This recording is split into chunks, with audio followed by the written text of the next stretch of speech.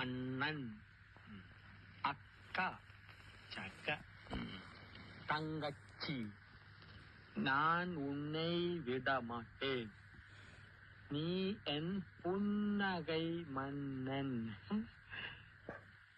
വേലക്കാരിയായിരുന്നാലും നീ എൻ മോഹവല്ലി, വേലക്കാരിയായിരുന്നാലും നീ എൻ മോഹവല്ലി, വേലക്കാരിയായിരുന്നാലും നീ മോഹവല്ലി, വേലക്കാരിയായിരുന്നാലും നീ മോഹവല്ലി.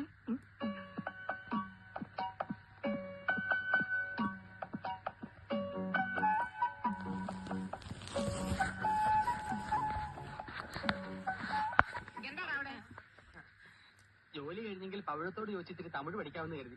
ഒരു സന്ദർഭം കിട്ടുമ്പോ വെറുതെ കളയണോ?